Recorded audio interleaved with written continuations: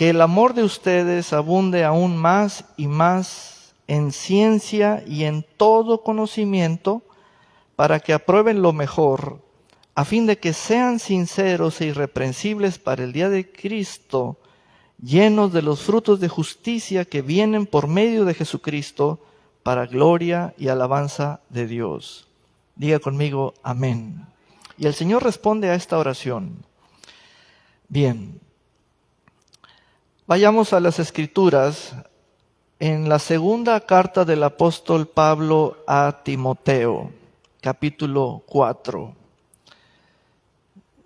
La carta segunda que el apóstol Pablo escribió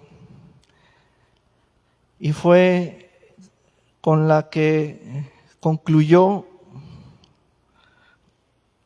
sus escritos a las iglesias y a los ministros, porque esta fue la última que él escribió. Así que esta carta contiene algo especial, porque él mismo lo dijo allí, que se acercaba el tiempo de su partida. ¿A quién la escribió? A un hijo en la fe, Timoteo. ¿En qué contexto histórico la escribió? Timoteo, como un obispo de la iglesia, estaba bajo severo ataque, persecución por parte del gobierno romano, una persecución contra los hermanos de la iglesia, y él era una figura pública, una figura líder. Pronto se esperaba que dieran con él la cabeza de la iglesia, porque estaban asediando las casas y los hogares de los miembros de la iglesia. Y era una iglesia numerosa, eran miles en esa iglesia, era la iglesia de la ciudad. Bien, segunda carta de Pablo a Timoteo, capítulo 4, dice: te encargo, verso 1, te encarezco, te encargo, te traspaso una encomienda divina que yo recibí, y al estar cerca de mi partida o de mi sacrificio, yo te la traspaso. Te traspaso la responsabilidad de mí para ti.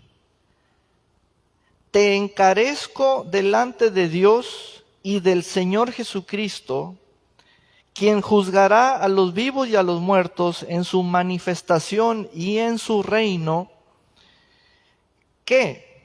Que prediques la palabra. Vamos a hacer una pausa allí. Yo estoy esperando al hermano Isaac para que me ayude, porque este es un escenario que está en una crisis y el centro es Timoteo. Miren, Isaac me va a ayudar a representar a Timoteo. Timoteo era un joven, pero ya era un ministro con la gracia, el don y la medida y la fe. Un ministro que en su infancia tuvo una madre que lo educó en la palabra, una abuela que lo enseñó. Ellas fueron sus maestras en la casa y en la iglesia. Y este hombre creció en la sabiduría de las Escrituras. Ya cuando usted es puesto por el Señor o llamado por el Señor a una posición de liderazgo, de estar frente a una comunidad de la fe, es allí donde usted puede sentir los embates, los ataques por la exposición de su vida, de su persona, y porque usted es el que enseña la palabra, es el que predica la palabra. Usted es el líder, el heraldo, el comunicador, el portavoz. Entonces, vamos a hacernos unos planteamientos a modo de entender el contexto histórico. Todos hemos conocido a Timoteo a través de las Escrituras, desde los Hechos de los Apóstoles, desde las 2 cartas pastorales de Pablo a él. Les hago una pregunta. ¿Es posible que este joven ministro pueda acobardarse? Y esto lo digo señalándolo a él, pero lo hago con la actualización de que estoy pensando en usted. ¿Es posible que este ministro, seguidor y fiel discípulo de Pablo mismo le impuso manos sobre él, las manos de Pablo sobre él, le impartió dones, gracias, le transfirió toda cosa rica y buena a este joven? Y él comenzó a servir, su diaconía, diaconado, su ministerio. Piense en usted mismo.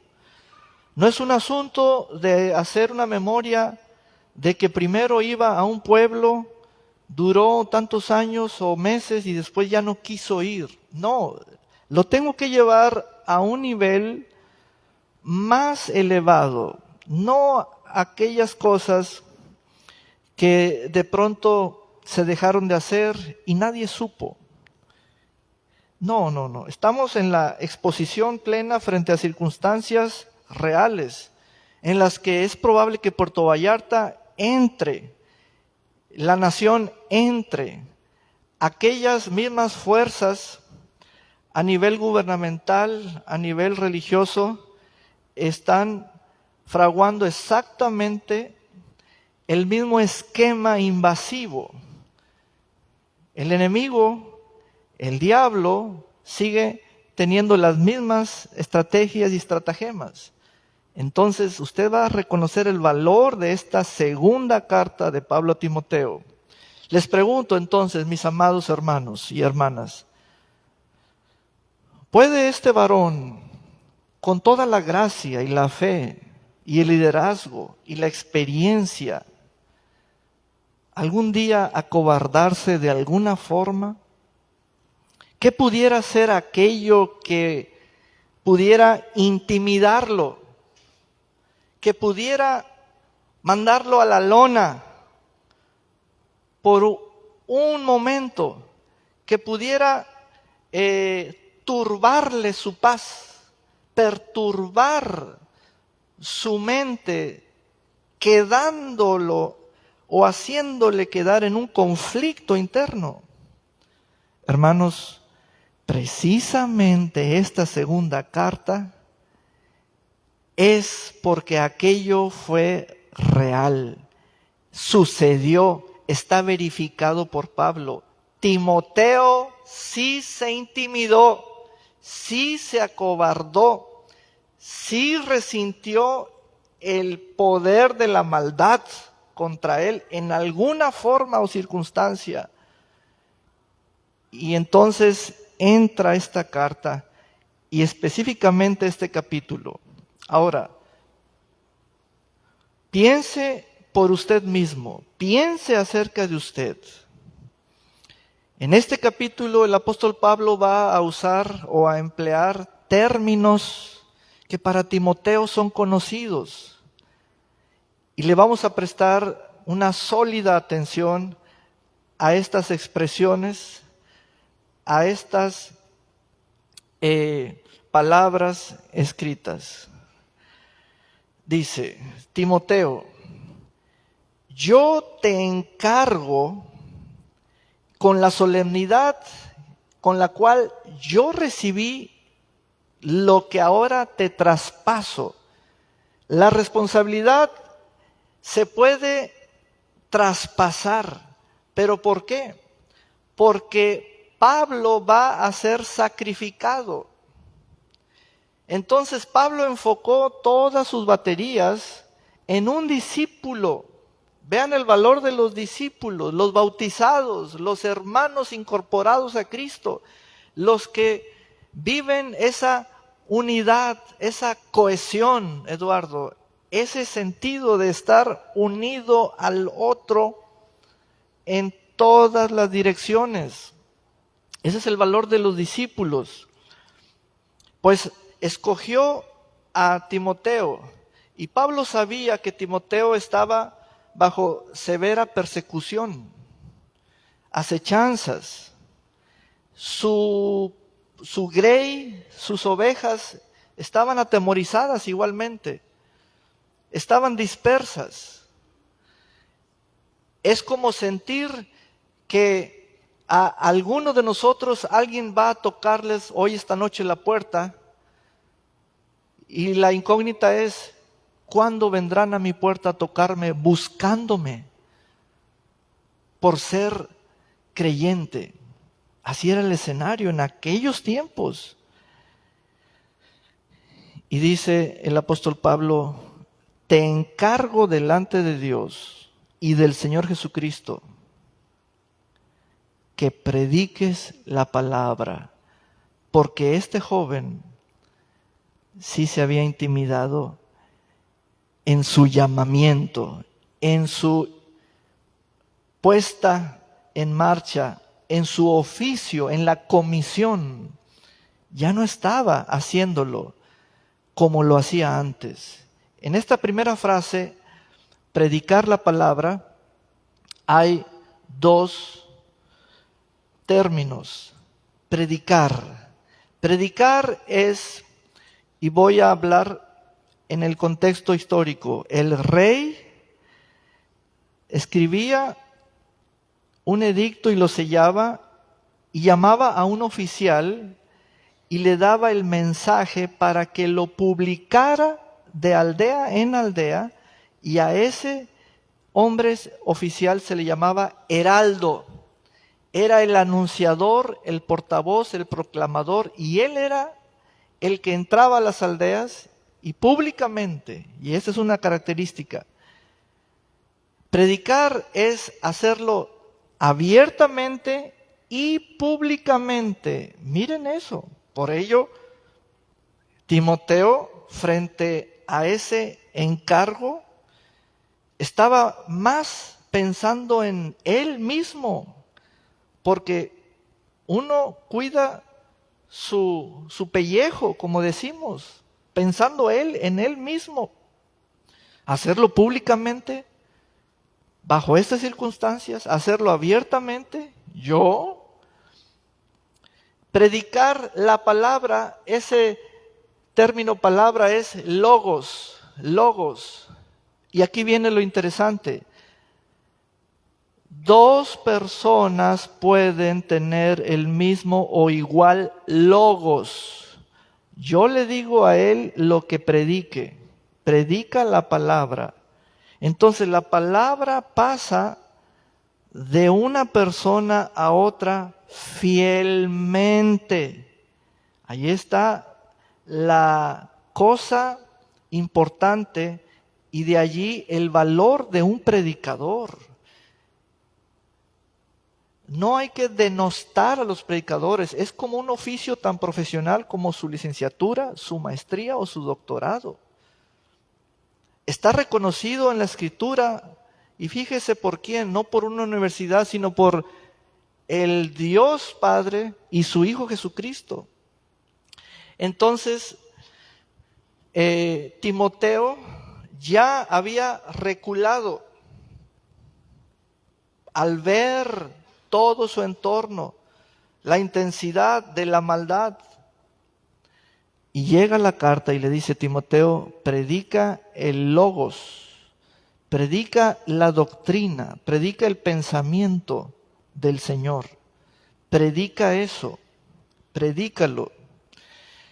Y luego dice, que instes a tiempo y fuera de tiempo. Hazlo bajo circunstancias favorables y hazlo aunque no haya circunstancias favorables. Esa palabra tiempo es kairos, eukairos y akairos. como decir, a destiempo. Entonces, Timoteo está sintiendo ahora sí que la fuerza de la palabra que viene a él. ¿Saben por qué? Porque Timoteo lo debe hacer con la misma intensidad que Pablo lo hacía. Es importante no menguar en eso de las formas, en eso de los valores o los principios, porque ahí es donde se va disminuyendo el promedio y el promedio, y luego todo ya es light, todo es por encimita. Por eso el apóstol Pablo está dirigiendo todas sus baterías hacia ese joven, porque sabe que se intimidó, se amedrentó. Entonces, Timoteo, con la boca callada, con la boca cerrada, siendo lo que es un ministro, no, tenemos que abrirle la boca, abrirle el alma otra vez, animarlo otra vez. Y entonces dice, redarguye, reprende, exhorta con toda paciencia y doctrina. Porque vendrá un tiempo en que no soportarán la sana doctrina. Puedes sentarte, hermano. No soportarán la sana doctrina. Hay algunos textos en donde ustedes van a encontrar esa frase, sana doctrina. De hecho, ya habíamos visto la palabra doctrina, pero ahora el apóstol Pablo le escribe añadiéndole un término para darle sentido, sana doctrina. Esa palabra sana en su texto original en griego tiene que ver con higiene. Higiene. ¿Sabían ustedes que a nivel del pensamiento de una persona tiene que haber higiene? No solo en las manos o en un quirófano, en los utensilios. Tiene que haber higiene a nivel del uso de la palabra, del uso del pensamiento. Pues esa palabra que dice sana es higiene. Las doctrinas entran, van, vienen. Fíjese usted y califique la higiene de una doctrina. No habíamos considerado tal cosa.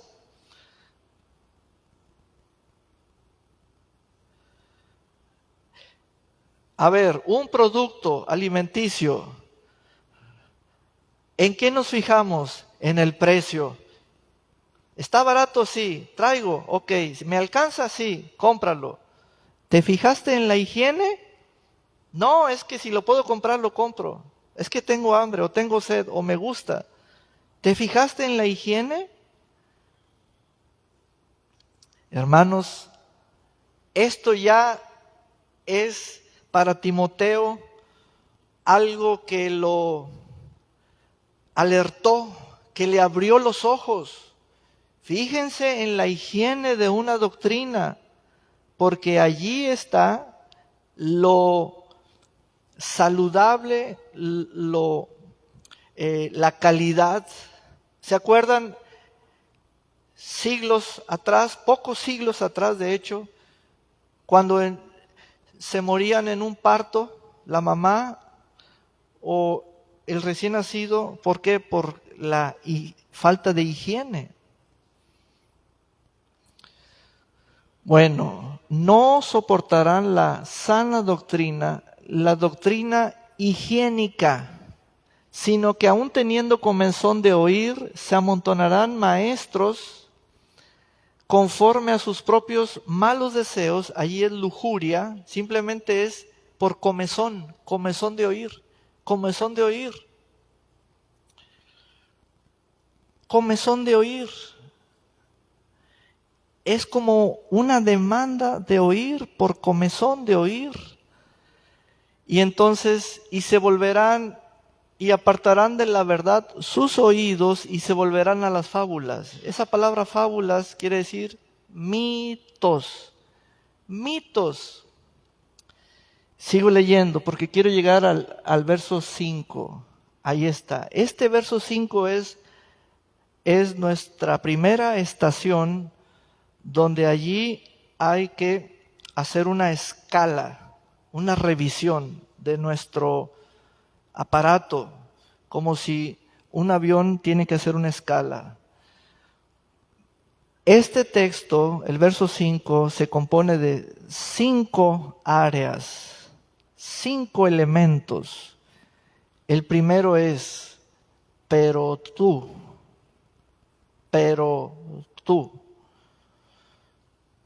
Porque la mente de Timoteo está pensando en los demás. Está clasificando ya quién es su adversario, quién es el encubierto. La mente ya está en convulsiones, ya no descansa. La mente ya no quiere confiar ni en los conocidos hermanos, porque todos están en vilo, están en tela de juicio, sí, no, sí, no. Y Pablo le escribe y le dice, pero tú, no pienses en los demás en este momento, tú mismo, tú y tú. Segunda cosa, sé sobrio en todo. Allí la traducción no fue explícita, no fue una traducción que nos da el elemento implícito, pero se trata de sobriedad de la mente. Allí el texto en una buena traducción dice, sé de una mente clara en todo.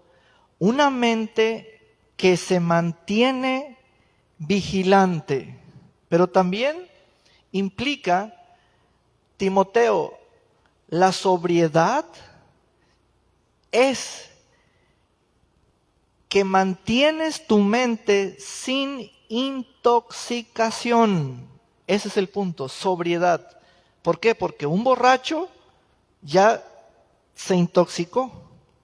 Ok, entonces en la mente, mantén tu mente sin intoxicarla. Sobriedad, sé sobrio. Hermanos, y pongan en su cuaderno, porque este texto nos muestra 3 áreas donde todos los creyentes debemos ser responsables, altamente responsables. Son áreas valiosas. La primera es la mente, sobriedad en la mente, nivel de alerta de la mente, porque está atenta a todo. Pero si está borracha, en ese sentido comparativo, no sabe ni quién le pegó, ni quién lo empujó, ni quién lo aventó. No sabes diferenciar entre una mosca y un zancudo. Bueno, la mente puede ser intoxicada, puede tener allí asuntos que la hagan divagar. Y viene esta carta. Timoteo, hay 3 cosas que te quiero poner al tanto. Son áreas primordiales. Tu mente es la primera. Sé de una mente clara. Llévala siempre y manténla en un tono de vigilante. Fíjense qué interesante es. A veces hay que hablarnos así el uno al otro. ¿Por qué? Porque la cosa está en nuestra mente. La vaguedad está en nuestra mente. El estar divididos entre dos pensamientos ocurre en nuestra mente. El ser una persona de doble mente es en la arena de nuestros pensamientos. Y Pablo, inspirado por el Espíritu de Dios, sabe a qué enfocar en lo particular la mente. ¿Cómo está la mente de Isaac? Hablando de él, de Isaac. ¿Cómo está usted? La mayoría pudiéramos decir, traigo muchas cosas en la cabeza, obispo. Oh, sí.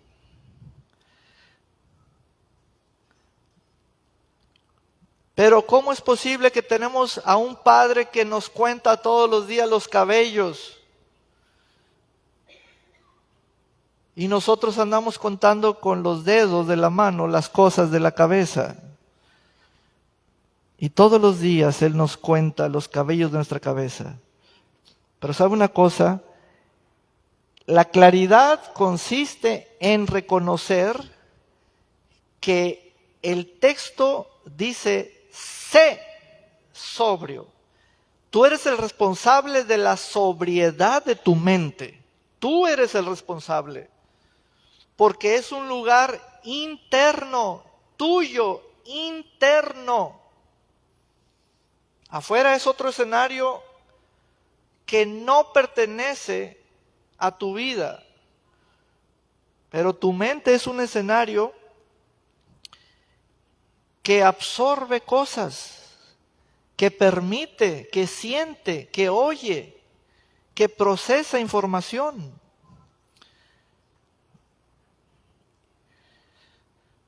Amados hermanos, Timoteo estaba a punto de perder su mente. ¿Cuántos de nosotros estamos en esa frontera? ¿Cuántos de nosotros estamos acercándonos de una manera sigilosa hacia perder nuestra mente? ¿Por qué? ¿Por qué? Porque hoy sabemos por el texto que nuestra mente se debe de guardar, cuidar, vigilar siempre. Siguiente línea, soporta las aflicciones. En la versión u otra versión o más versiones,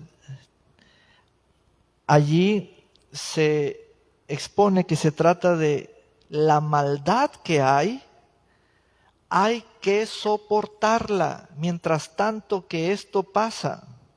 La maldad que está campeante, sopórtala,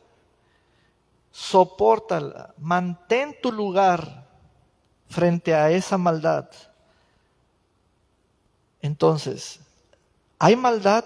Sí, sí lo hay. Pero, ¿qué nos dice la Escritura? Se puede soportar sin ceder 1 milímetro de nuestro lugar. Siguiente línea, haz obra de evangelista. Y aquí tenemos la segunda palabra. Les dije que en este texto hay 3 palabras que Pablo le señala a Timoteo. La primera fue tu mente. La segunda es la obra. La obra es la parte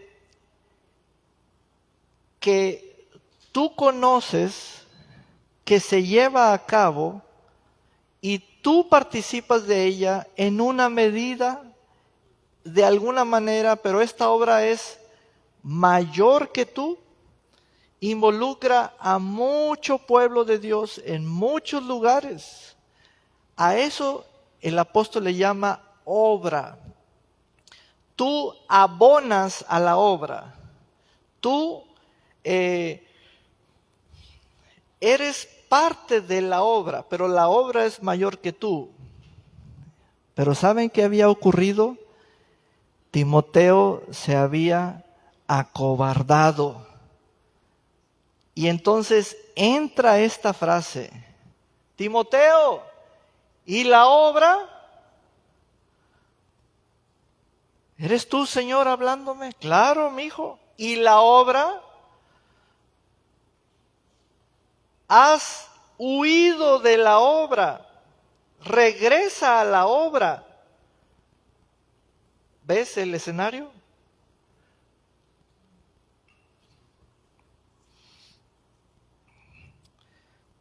Obispo, entonces, ¿es tan fácil así mantenerme en secreto, alejado, dar un paso atrás? Oh, sí, le pasó a Timoteo.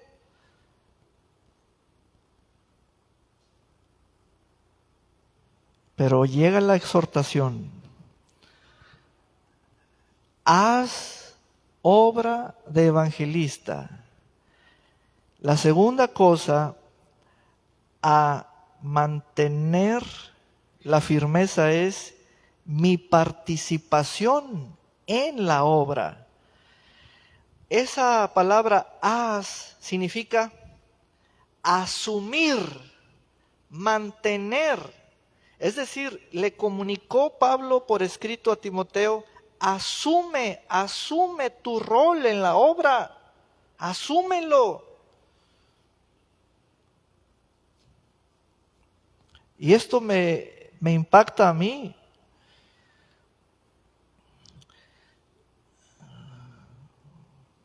En la obra hay pastores, maestros, evangelistas, discípulos, obreros, diáconos, obispos, siervos, diaconisas, creyentes en la obra. Pero esta es la carta, este es el documento para franquear, para decirle a cada discípulo: regresa a la obra, toma tu lugar. Entonces, haz, esa palabra en el texto original significa asume lo que eres, porque lo dejaste de asumir. Mantente allí. Hermanos, ahorita por el momento el escenario político es cómodo. Siempre nos han dicho que el pueblo tiene el poder, pero un día eso va a ser desafiado.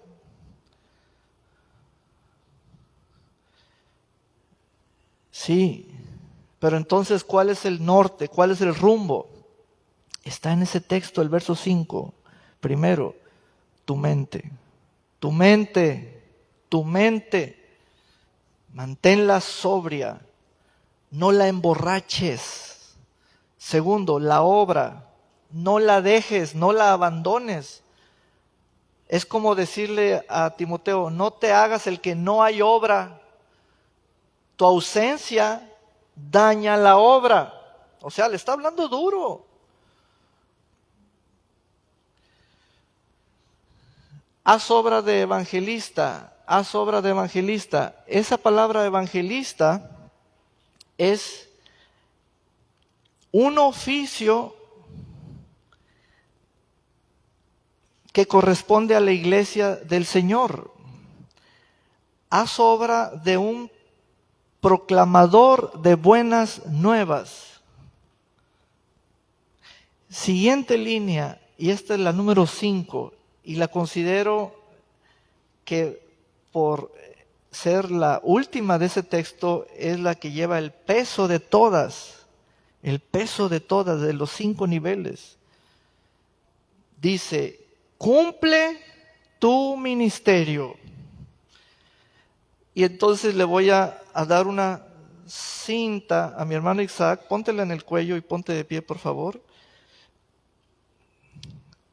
¿Vieran cuánta riqueza hay en estas 5 líneas? Pero tú, yo, sí, pero tú, yo, Señor, pero es que yo traje al otro. No, eres tú. Y cada línea es un señalamiento. ¿Qué significa cumple tu ministerio? Vamos primeramente a la letra. Ministerio en el texto griego es diaconía. Diaconía, diaconado. Pero es servicio. Rendir un servicio propio de ser servidor de Cristo en la iglesia. Allí hay propiedad.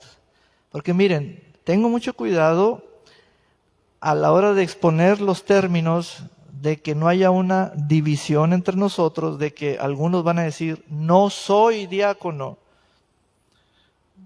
Y otros van a decir, pues, el 18 de marzo del 2025, esta congregación va a ordenar a 7 parejas diáconos de la iglesia. No, no es así. Ese texto no crea divisiones, los que son y los que no son, no. Ese texto está diciéndole a Timoteo, lo que tú eres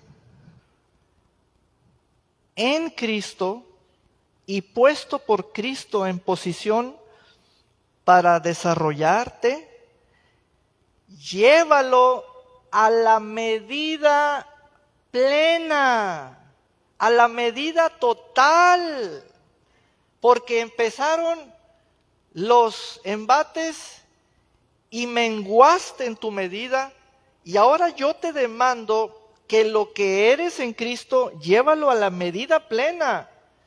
Y allí nos agarraron con la mano metida en el umbral. ¿Saben por qué? Porque si cada uno de nosotros diéramos nuestra medida plena, diéramos nuestra plena medida, eso es lo que indica esa frase. Eso de cumplir nos lleva a un asunto como de programa, basado en días, pero no es lo que dice el texto. Hay otra versión que dice, completa tu ministerio. Pero el sentido original que había en la mente del autor significa, lleva tu capacidad de servicio a su plenitud. No estás dando el todo por el todo. Te retraes en la medida. Oiga, esto suena fuerte. Yo lo siento fuerte para mí. Si yo soy obispo, debo de dar la medida de obispo. Mire, se lo voy a platicar de otra manera para buen entendedor. Supongamos que usted se acaba de casar. Y supongamos que usted se va a casar también por ahí por agosto, julio, etc. Y usted ya anda orgulloso porque ya trae su pareja, ya trae su esposa, etc. Pero pasa la luna de miel y luego usted tiene una plática seria ya con su cónyuge y le dice, oye, amado esposo, no estás dando la medida de marido. Ay, ay, ay. No estás dando la medida de hombre. Ay, ay, ay. ¿Verdad que ya entendieron las hermanas? Por eso hay hermanas solas, porque no hay. Exactamente así. La tercera palabra es ministerio. Aquí derechito, aquí derechito, aquí derechito. 3 cosas. Tu mente. Siguiente palabra, la obra. Y la tercera es tu ministerio. no traigas tu ser, eres,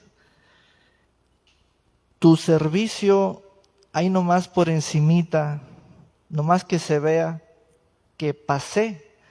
No, esa es una exigencia, se le dice a Timoteo, da lo que eres, sé lo que eres y que lo expreses en toda su forma de expresión. ¿Cómo es posible que si solo hay hombre y mujer, yo no le puedo echar la culpa a la mujer? No, es que tú sé mujer. No, es a los hombres, hacia nosotros. Ellas esperan de nosotros que seamos los que decimos que somos. Ah, bueno, es eso exactamente. Timoteo, ¿sabes quién eres tú? Eres un ministro del Evangelio, eres un oficial de la iglesia y no estás dando la medida al canto de lo que eres. Ni en esto, en esto, en esto y en esto otro. No estás dando la medida.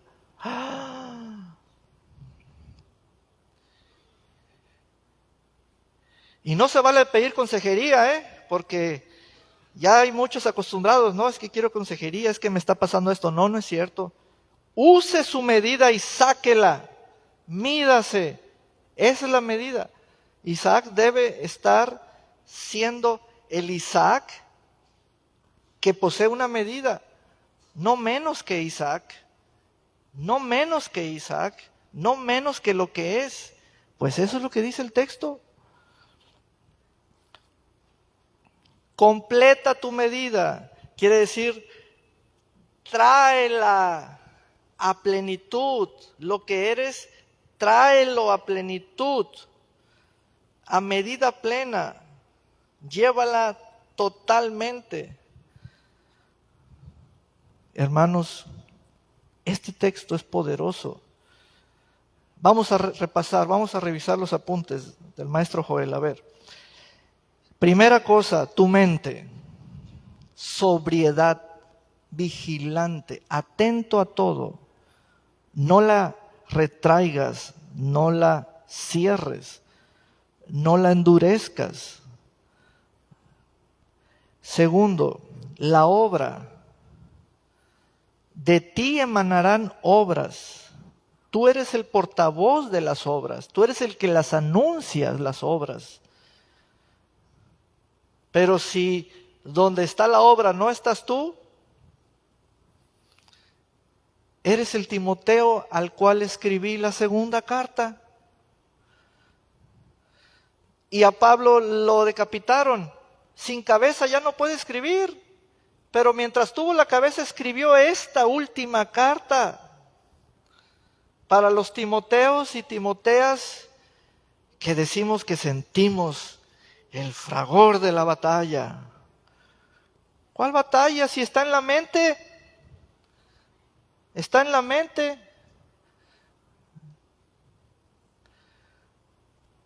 Y por eso en el verso siguiente le dice, yo ya estoy a punto de ser sacrificado.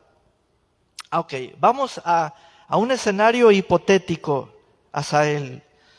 Vamos a suponer que yo soy Pablo y tú eres Timoteo. Y yo te digo, yo ya estoy para ser sacrificado.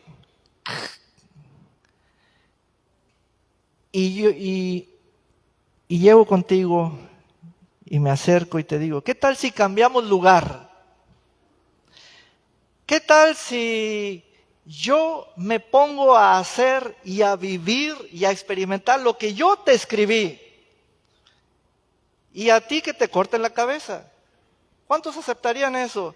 No, ¿verdad que no? Es mejor hacer lo que nos escribieron. Denle un gran aplauso al Señor. Aleluya. Gloria a Dios.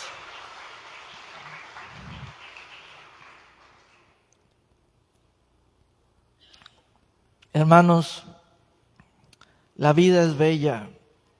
Es mejor estar vivos haciendo lo que dice este libro, que andar de vagos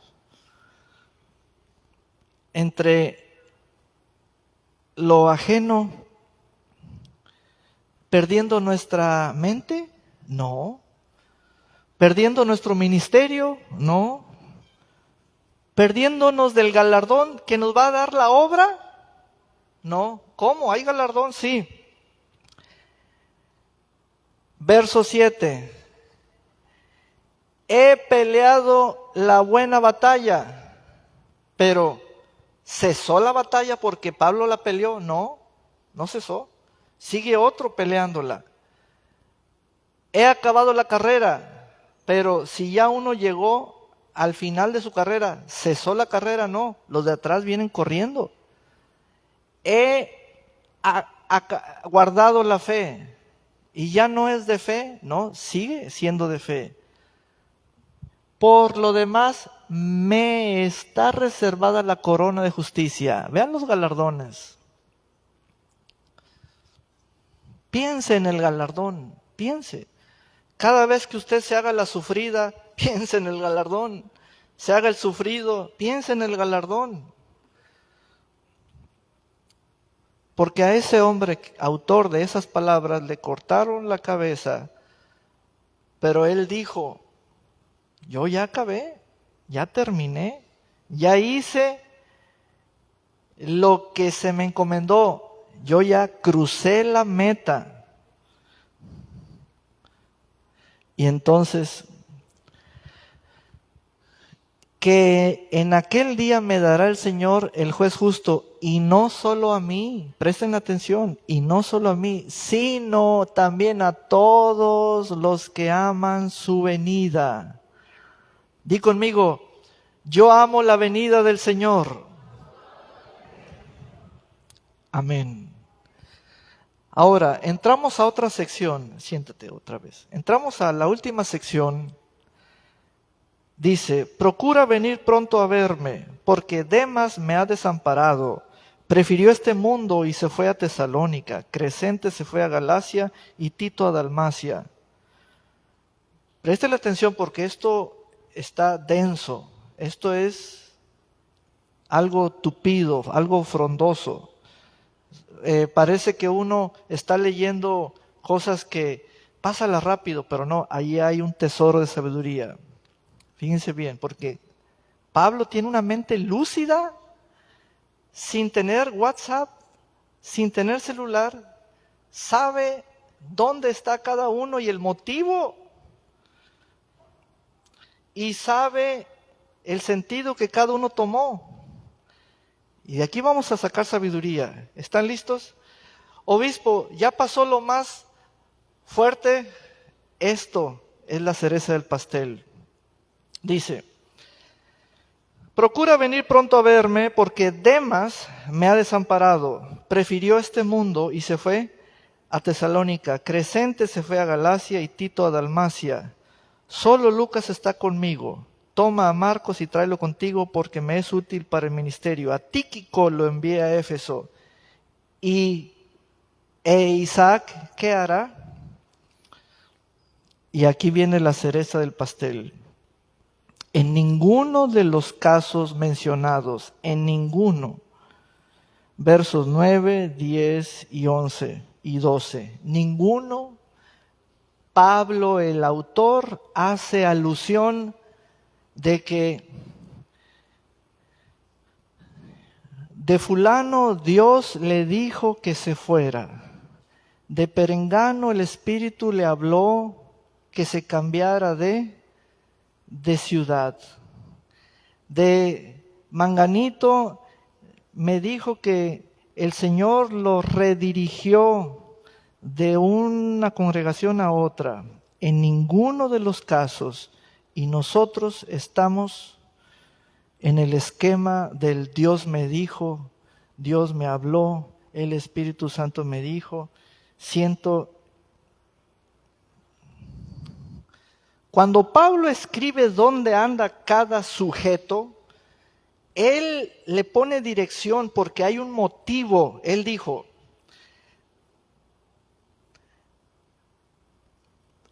de Tíquico yo lo envié a Éfeso.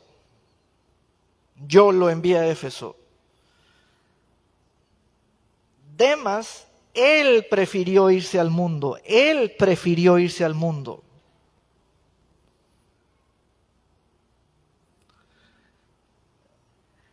Verso 10. Crescente se fue a Dalmacia. Nunca está dicho que Crescente vino con Pablo y le dijo, siento la dirección del Espíritu, tuve un sueño, tuve una profecía, me llegó un WhatsApp para irme a... No, no, hermanos, es que ahí es donde se enlodó el río que tenía aguas cristalinas. Alguien anduvo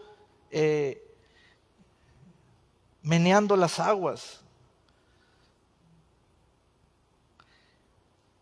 Pablo es claro cuando dice, fulano está en el mundo, prefirió el mundo, él lo prefirió. Fulano me desamparó, punto. Fulano ya no está conmigo porque se fue, pero a otro yo lo envié. Si tuviéramos esa calidad, esa gentileza de decir las cosas como son, sin involucrar a Dios y a su Santo Espíritu, más vale decir porque quiero y quiero y quiero, punto. ¿Así?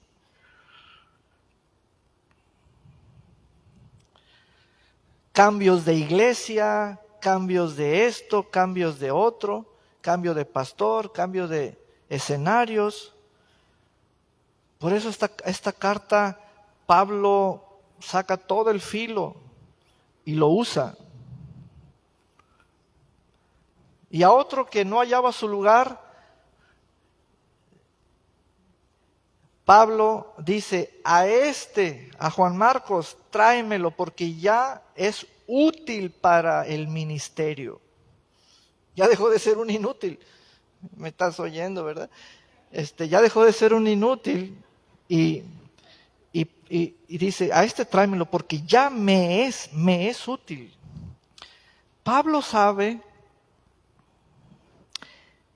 a un nivel de quién lo iba a desamparar. Solo faltaba la ocasión para él escribir, ya me desamparó. ¿Qué será de nosotros? ¿Qué será de nosotros en esta hora de la prueba?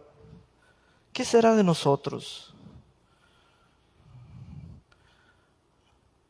¿Por qué existen esas ciudades y poblados mencionados allí? Galacia, Dalmacia, Tesalónica. ¿Saben por qué existe? Para que alguien se vaya. Para que alguien se vaya. Que fulano pueblo, al sur, al norte, al este, al oeste, cruzando el río. Para que alguien se vaya. Pero hay un hombre que brilla entre esa lista.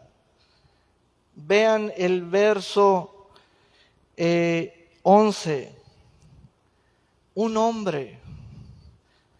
Dice el texto, solo Lucas está conmigo. ¿Y por qué? Por Lucas. ¿Por qué? Y soy irónico en este momento, ¿por qué? ¿Quién puede soportar a un Pablo? ¿Quién lo puede soportar? A cada rato está en la cárcel. ¿Quién puede soportar? Pero no es la persona, es el ministerio. Ese es el asunto con nosotros. El ministerio de alguien, ¿quién lo puede soportar?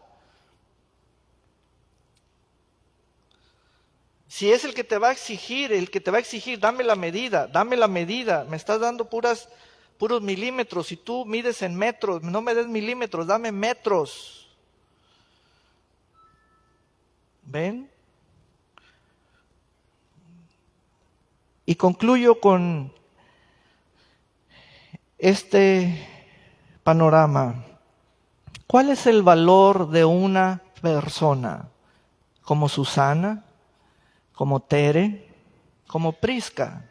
¿Cuál es el valor de Elvirita? ¿Cuál es el valor de Mitsu? ¿Cuál es el valor de Yunuen? En la lápida, el epitafio, ¿qué va a decir allí?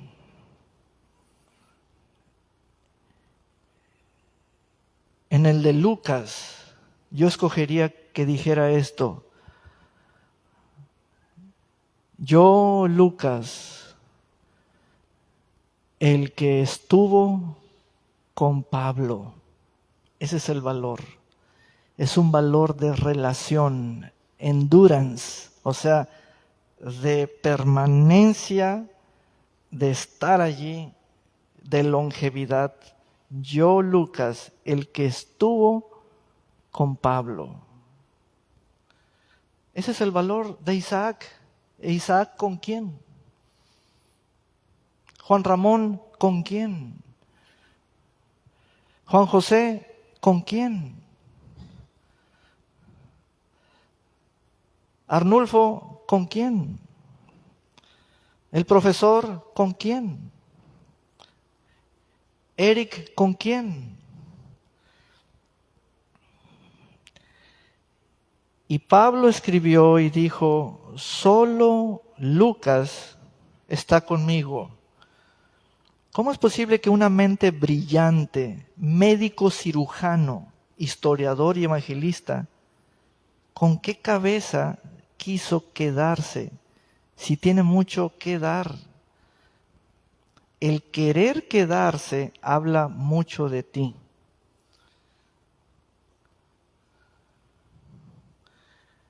Ese testimonio vale oro. Solo Lucas está conmigo. A otros los tengo que traer, a otros los tengo que buscar, mandarlos traer. A otros los tengo que dar su recordadita que si ya van a venir otra vez. A otros tengo que ir por ellos al mundo.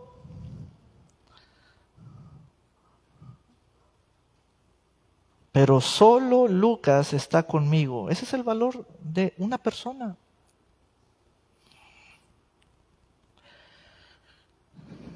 Y dice: cuando vengas, verso 13, tráeme el capote, o sea, la capa que es la indumentaria que dejé en Troas, en casa de Carpo, y también los libros, especialmente los pergaminos. Aquí hay tres cosas también. Dice Timoteo, número 1, mi cuerpo debe mantenerse en calor, debe estar siempre bien abrigado frente a las inclemencias del tiempo en todos los lugares donde yo voy. La arena, el frío, la lluvia, la nieve, el calor. Tráeme mi capa, mi cuerpo. Segundo, Timoteo, tráeme los libros, porque yo soy una persona que cultivo mi mente. Debo estar leyendo, cultivo mi mente. Tercero, Timoteo, tráeme los pergaminos, mi tintero, mi pluma, porque yo soy una persona pensante. Yo pienso.